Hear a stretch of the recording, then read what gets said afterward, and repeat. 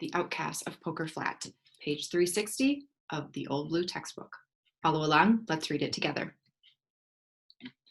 As Mr. John Oakhurst, gambler, stepped into the main street of Poker Flat on the morning of the 23rd of November, 1850, he was conscious of a change in its moral atmosphere since the preceding night. Two or three men, conversing earnestly together, ceased as he approached and exchanged significant glances. There was a Sabbath lull in the air, which, in a settlement unused to Sabbath influences, this looked ominous. So there's like a peace, good feeling to the town this morning. And this town isn't used to that. We get the idea that this is usually a Wild West kind of town. And so this peaceful, good vibe to the town this morning, it seems kind of dangerous. Like, ooh, what's going on? Kind of ironic, huh? Mr. Oakhurst's calm, handsome face betrayed small concern in these indications. Whether he was conscious of any predisposing cause was another question. I reckon they're after somebody, he reflected. Likely it's me. He returned to his pocket the handkerchief with which he had been wiping away the red dust of Poker Flat from his neat boots, and quietly discharged his mind of any further conjecture. So he's not too worried. In point of fact, Poker Flat was after somebody. It had lately suffered the loss of several $1,000s. So there had been a theft of several $1,000s, 2 valuable horses, and a prominent citizen has disappeared. It was experiencing a spasm of virtuous reactions, quite as lawless and ungovernable as any of the acts that had provoked it. A secret committee had determined to rid the town of all improper persons. This was done permanently in regard to 2 men who were then hanging from the branches of a sycamore in the gulch. So the secret committee got together overnight and decided, these are the people who are bad, let's get rid of them. Sounds a little bit corrupt, and not quite just, well, but it's the Wild West, right? So we've got 2 men already hanging in a tree, and so they're permanently gotten rid of. They're permanently done. 2 men who were hanging from the boughs of a sycamore in the gulch, and temporarily in the banishment of certain other objectionable characters. I regret to say that some of these were ladies. It is but due to the sex, however, to state that their impropriety was professional. And it was only in such easily established standards of evil that Poker Flat ventured to sit in judgment. They were prostitutes, you guys, and that's why they were expelled, the ladies. What about the men who paid those prostitutes? Those guys weren't expelled? Mr. Oakhurst was right in supposing that he was included in this category of people who were banished from town.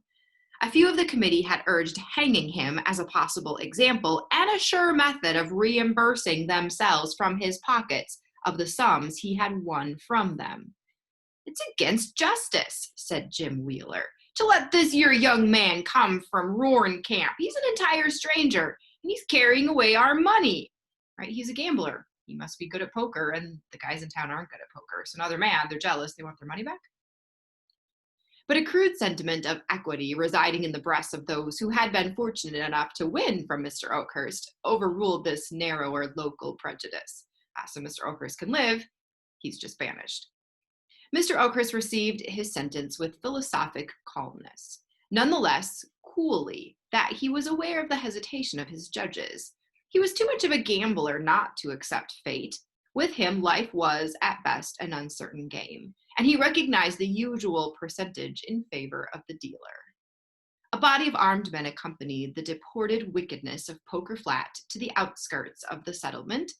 Besides Mr. Oakhurst, who was known to be a coolly desperate man, and for whose intimidation the armed escort was intended, the expatriated or the banished party consisted of a young woman familiarly known as the Duchess, another who had won the title of Mother Shipton, and Uncle Billy, a suspected sluice robber and confirmed drunkard.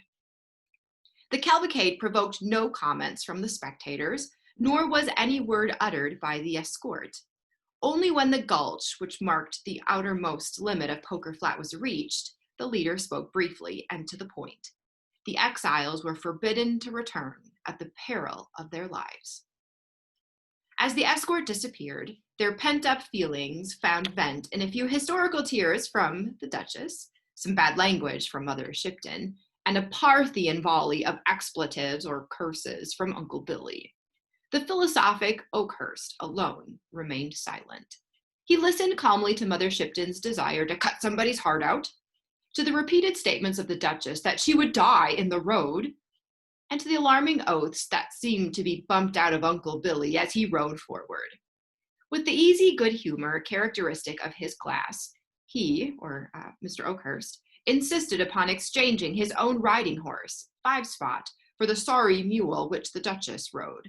But even this act did not draw the party into any closer sympathy. The young woman adjusted her somewhat draggled plumes with a feeble, faded coquetry. Mother Shipton eyed the possessor of Five Spot with malevolence, or with evil, like jealousy. And Uncle Billy included the whole party in one sweeping anathema, curse. The road to Sandy Bar, a camp that, not having as yet experienced the regenerating influences of Poker Flat, do you get the sarcasm there, consequently seemed to offer some invitation to the emigrants, and it lay over a steep mountain range. It was distant a day's severe travel. In that advanced season, the party soon passed out of the moist, temperate regions of the foothills and into the dry, cold, bracing air of the Sierras, the mountain range. The trail was narrow and difficult. At noon, the Duchess, rolling out of her saddle upon the ground, declared her intention of going no farther, and the party halted.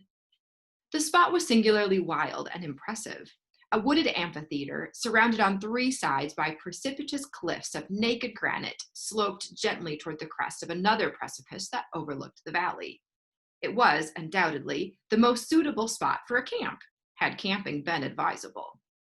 But Mr. Oakhurst knew that scarcely half the journey to Sandy Bar was accomplished, and the party were not equipped or provisioned for delay. Right? They didn't have enough food. They didn't have supplies for delay. They had to get to the next town. The fact he pointed out to his companions curtly, with a philosophic commentary on the folly of throwing up their hand before the game was played out. Let's not give up. Let's keep going, you guys. But they were furnished with liquor, which in this emergency stood them in place of food, fuel, rest, and prescience. In spite of his remonstrances, it was not long before they were more or less under the liquor's influence. Uncle Billy passed rapidly from a bellicose state into one of stupor. Bellicose means you're feeling like belligerent or aggressive. You want to fight. So he went from feeling bellicose to being just in a stupor because of the alcohol. The Duchess became maudlin, like not really caring about anything, crying a little bit, and Mother Shipton snored. Mr. Oakhurst alone remained erect, leaning against a rock, calmly surveying them. Mr. Oakhurst did not drink. It interfered with a profession which required coolness, impassiveness, and presence of mind. He's a gambler, so if he's a little bit drunk, he's not going to be able to do it. He doesn't drink at all. And in his own language, he couldn't afford it. As he gazed at his recumbent fellow exiles, the loneliness begotten of his pariah trade, a pariah means like you're an outcast. So his trade as a gambler makes him feel like he's an outcast. He doesn't fit in anywhere. He's not accepted anywhere. The loneliness begotten of his pariah trade, his habits of life, his very vices, his weaknesses, for the first time, seriously oppressed him. He's seriously thinking, gosh, am I doing the right things? He bestirred himself in dusting his black clothes, washing his hands and face, and other acts characteristic of his studiously neat habits, and for a moment he forgot his annoyance.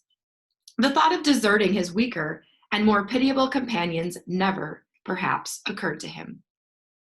Yet he couldn't help feeling the want of that excitement, which, singularly enough, was most conducive to that calm equanimity for which he was notorious.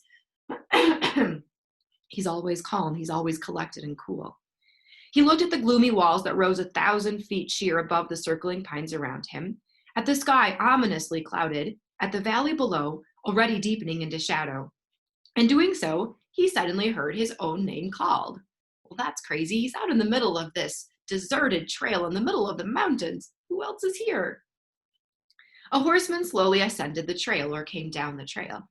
In the fresh, open face of the newcomer, Mr. Oakhurst recognized Tom Simpson, otherwise known as the Innocent of Sandy Bar. He had met him some months before over a little game, and had, with perfect equanimity, calmness, coolness, won the entire fortune, amounting to some $40, of that guileless youth, of Tom Simpson. So that's how he knew Tom Simpson before. Played a game of poker with him. He's really young, and won all of his money. After the game was finished, so we're still in the flashback way back when he first met Tom Simpson. After that game was finished, Mr. Oakhurst drew the youthful speculator, Tom Simpson, behind the door and thus addressed him. Tommy, you're a good little man, but you can't gamble worth a cent. Don't try it over again. He then handed him his money back, pushed him gently from the room, and so made a devoted slave of Tom Simpson. There was a remembrance of this in his boyish and enthusiastic greeting of Mr. Oakhurst. So now we're back to present time. Tom Simpson recognizes Mr. Oakhurst on this trail and is really happy to see him. He had started, he said, to go to Poker Flat to seek his fortune. Alone? Said Mr. Oakhurst. No, not exactly alone, said Tom Simpson. In fact, a giggle, he had run away with Piney Woods. Didn't Mr. Oakhurst remember Piney? She that used to wait on the table at the Temperance House? They had been engaged a long time, but old Jake Woods, Piney's dad, had objected to the marriage. And so they had run away and were going to Poker Flat to be married. And here they were. And they were tired out, and how lucky it was that they had found a place to camp and company. All this the innocent Tom Simpson delivered rapidly, while Piney, a stout, comely means you're beautiful, comely damsel of 15, emerged from behind the pine tree, where she had been blushing unseen, and rode to the side of her lover. Mr. Oakhurst seldom troubled himself with sentiment, still less with propriety with what is considered decent or proper. But he had a vague idea that the situation was not fortunate. He retained, however, his presence of mind sufficiently to kick Uncle Billy, who was about to say something, and Uncle Billy was sober enough to recognize in Mr. Oakhurst's kick a superior power that would not bear trifling. He then endeavored to dissuade Tom Simpson from delaying further, right? Don't stop and stay with us for a bit. Get to Poker Flat. These trails are dangerous. It's really deserted out here. It's not safe to hang out. Get to Poker Flat quick. But in vain. Didn't work. Tom Simpson still is going to stay with little Piney. I lost my spot. He even pointed out the fact that there was no provision. We have no food. No means of making a camp. But unluckily, the innocent Tom Simpson met this objection by assuring the party that he was provided with an extra mule loaded with provisions, and by the discovery of a rude attempt at a log house near the trail. Piney can stay with Mrs. Oakhurst, said the innocent, pointing to the Duchess, and I can shift for myself. I can make do on my own. Of course, there is no Mrs. Oakhurst, right? Tom Simpson is assuming that the Duchess is Mr. Oakhurst's wife just because they're together out on a trail. They are not, though, right? Nothing but Mr. Oakhurst's admonishing foot saved Uncle Billy from bursting into a roar of laughter, right? Uncle Billy is going to make a big deal over this prostitute, the Duchess, being referred to as the wife of Mr. Oakhurst. But Mr. Oakhurst doesn't allow him to. He kicks Uncle Billy like, you stop that, don't you pick on the Duchess right now. I like that about Mr. Oakhurst, how he's protecting everyone around him, it seems to be.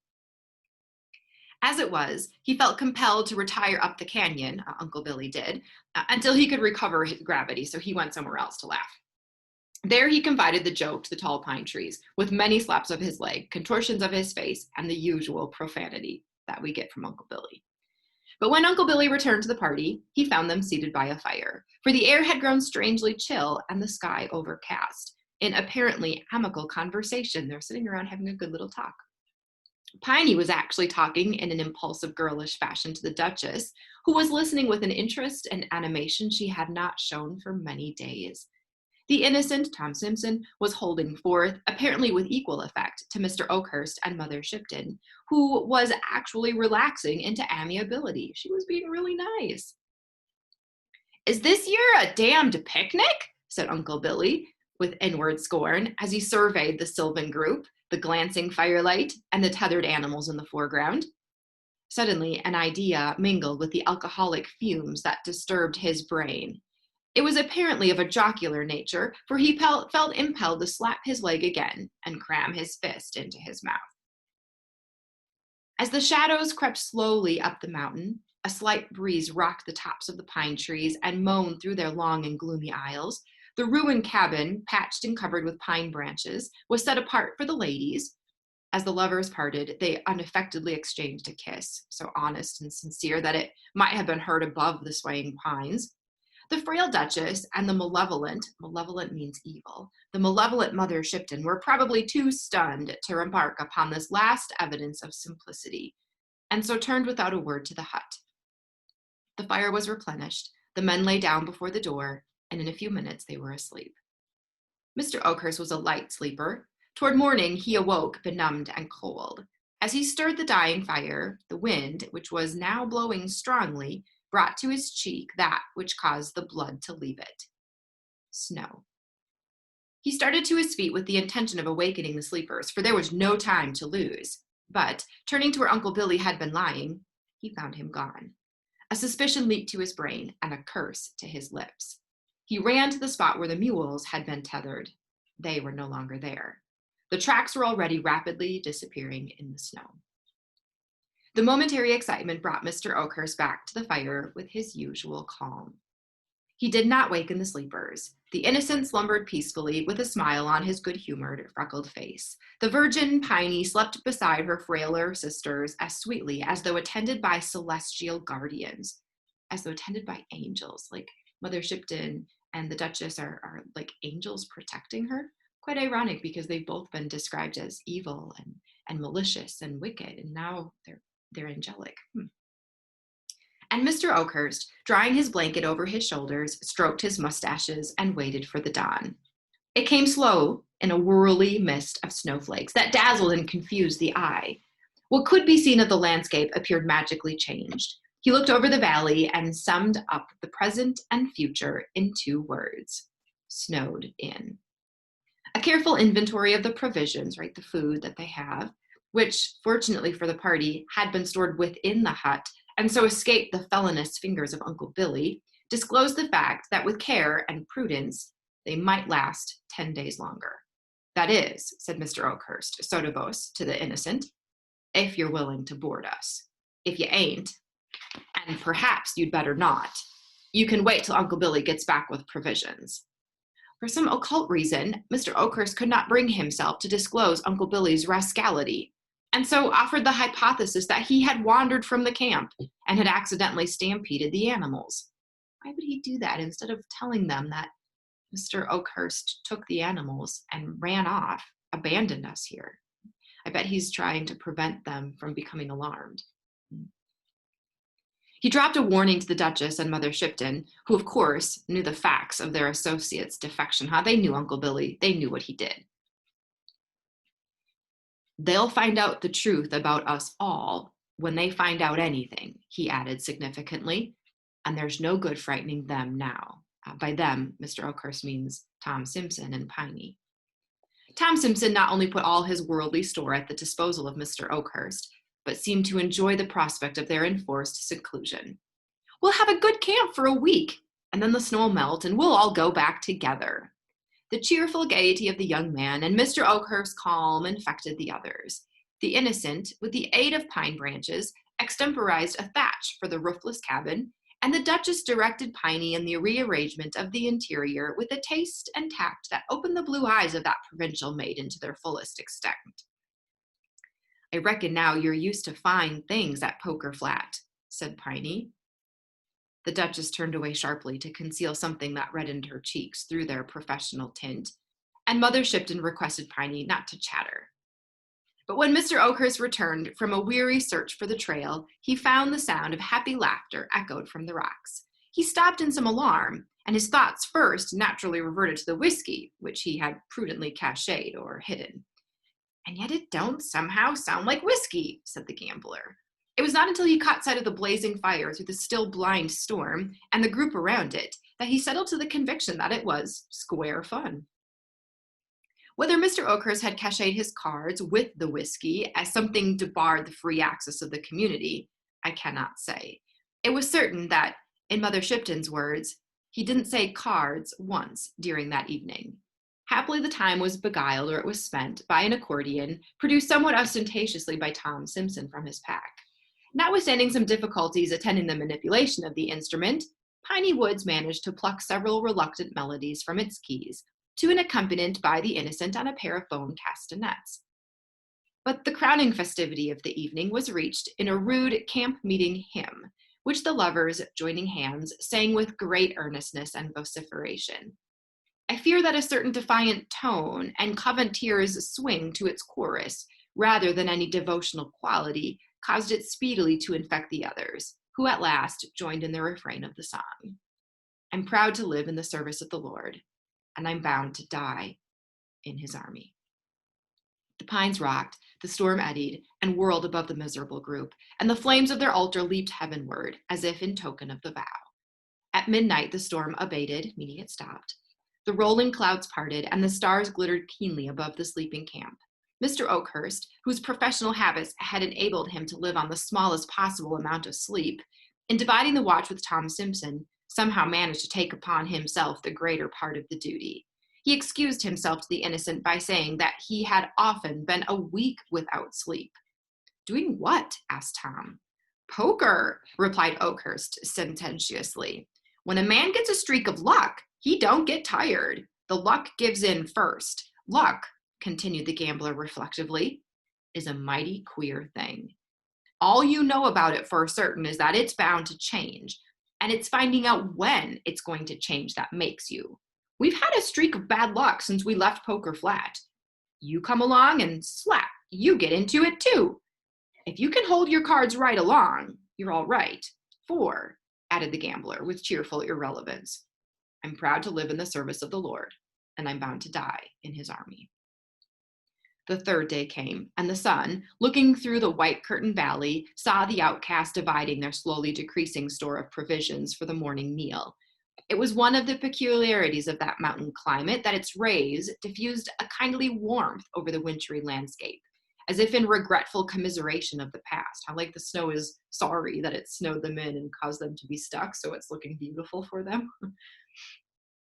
But it revealed drift on drift of snow piled high around the hut, a hopeless, uncharted, trackless sea of white lying below the rocky shores to which the castaways still clung.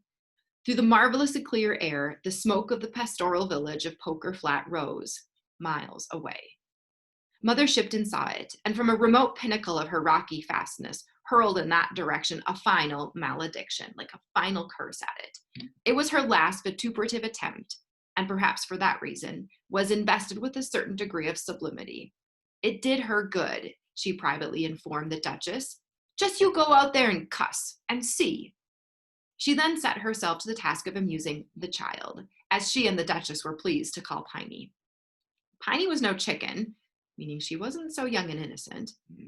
Piney was no chicken, but it was a soothing and original theory of the pair, thus to account for the fact that she didn't swear, and she wasn't improper. When night crept up again through the gorges, the reedy notes of the accordion rose and fell in fitful spasms and long-drawn gasps by the flickering campfire. But music failed to fill entirely the aching void left by insufficient food, and a new diversion was proposed by Piney: storytelling. Neither Mr. Oakhurst nor his female companions caring to relate their personal experiences, this plan would have failed too, but for the innocent. Some months before, he had chanced upon a stray copy of Mr. Pope's ingenious translation of the Iliad. The Iliad is a book that collects all of the mythology stories, a lot of those stories that you read in 10th grade. It's all in the Iliad. He now proposed to narrate the principal incidents of that poem, having thoroughly mastered or memorized the argument and barely forgotten the words in the current vernacular of Sandy Bar. And so for the rest of that night, the Homeric demigods again walked the earth. Trojan bully and wily Greek wrestled in the winds, and the great pines in the canyon seemed to bow to the wrath of the son of Peleus. You might know Peleus by Achilles, telling stories about Zeus and Achilles. Yeah. Mr. Oakhurst listened with great satisfaction. Most especially was he interested in the fate of Achilles, Achilles. Tom Simpson isn't quite getting it right. As the innocent persisted in denominating the swift-footed Achilles. Remember Achilles? He's the god who has only one weakness, just that little part on his ankle is his only weakness, one weakness. Kind of fits here. What is Mr. Oakhurst's weakness? Is he going to be able to survive this, or is he going to be overthrown by this storm? So, with small food and much of Homer and the accordion, a week passed over the heads of the outcasts. The sun again forsook them, and again from leaden skies the snowflakes were sifted over the land. Day by day, closer around them drew the snowy circle, until at last they looked from their prison over drifted walls of dazzling white that towered 20 feet above their heads. It became more and more difficult to replenish their fires, even from the fallen trees beside them, now half hidden in the drifts. And yet no one complained. The lovers turned from the dreary prospect and looked into each other's eyes and were happy. Mr. Oakhurst settled himself coolly to the losing game before him. The Duchess, more cheerful than she had been, assumed the care of Piney. Only Mother Shipton, once the strongest of the party, seemed to sicken and fade. At midnight on the 10th day, she called Oakhurst to her side. "I'm going," she said in a voice of querulous weakness. "But don't say anything about it. Don't waken the kids. Take the bundle from under my head and open it." Mr. Oakhurst did so. It contained Mother Shipton's rations for the last week, untouched. All of her food for the last week, untouched. "Give 'em to the child," she said, pointing to the sleeping Piney. "You've starved yourself," said the gambler. "That's what they call it," said the woman querulously, as she lay down again, and turning her face to the wall, passed quietly away. The accordion and the bones were put aside that day, and Homer was forgotten. When the body of Mother Shipton had been committed to the snow, Mr. Oakhurst took the innocent aside and showed him a pair of snowshoes, which he had fashioned from the old pack saddle. "There's one chance in 100 to save her yet," he said, pointing to Piney. "But it's there," he added, pointing toward Poker Flat. "If you can reach there in 2 days, she's safe." "And you?" asked Tom Simpson. "I'll stay here," was the curt reply. The lovers parted with a long embrace. "You're not going too?" said the Duchess, as she saw Mr. Oakhurst apparently waiting to accompany him. "As far as the canyon," he replied. He turned suddenly and kissed the Duchess, leaving her pallid face aflame and her trembling limbs rigid with amazement. Night came, but not Mr. Oakhurst. He didn't come back. He said he was only going to join Tom Simpson just to the canyon and then come back. But he didn't come back. It brought the storm again and the whirling snow. Then the Duchess, feeding the fire, found someone had quietly piled beside the hut enough fuel to last a few days longer. The tears rose to her eyes, but she hid them from Piney. The women slept but little. In the morning, looking into each other's faces, they read their fate. Neither spoke, but Piney, accepting the position of the stronger, drew near and placed her arm around the Duchess's waist. They kept this attitude for the rest of the day. That night, the storm reached its greatest fury, and rending asunder the protecting vines, it invaded the very hut. So snow was even in the hut now. Toward morning, they found themselves unable to feed the fire, which gradually died away. As the embers slowly blackened, the Duchess crept closer to Piney and broke the silence of many hours. "Piney, can you pray?" "No, dear," said Piney simply. The Duchess, without knowing exactly why, felt relieved, and putting her head upon Piney's shoulder, spoke no more. And so reclining, the younger and purer, pillowing the head of her soiled sister upon her virgin breast, they fell asleep. The wind lulled as if it feared to waken them. Feathery drifts of snow, shaken from the long pine boughs, flew like white-winged birds and settled about them as they slept. The moon through the rifted clouds looked down upon what had been the camp, but all human stain, all trace of earthly travail, earthly trouble, was hidden beneath the spotless mantle mercifully flung from above. They slept all that day and the next, nor did they waken when voices and footsteps broke the silence of the camp. And when pitying fingers brushed the snow from their wan faces, you could scarcely have told from the equal peace that dwelt upon them which was she that had sinned. Even the law of Poker Flat recognized this and turned away, leaving them still locked in each other's arms. But at the head of the gulch, on one of the largest pine trees, They found the deuce of clubs pinned to the bark with a Bowie knife at the deuce of clubs, the 2 of clubs, which is probably the lowest card. It is the lowest card in a deck of cards. So if you're playing poker and you're dealt the 2 of clubs, that's the worst card you can be dealt. It's not worth much. They found the deuce of clubs pinned to the bark with a Bowie knife. It bore the following, written in pencil in firm hand. Beneath this tree lies the body of John Oakhurst, who struck a deal of bad luck on the 23rd of November, 1850, and handed in his checks on the 7th December, 1850. And pulseless and cold, with a derringer, a small pistol, by his side, and a bullet in his heart, though still calm as in life, beneath the snow lay he who was at once the strongest and yet the weakest of the outcasts of Poker Flat.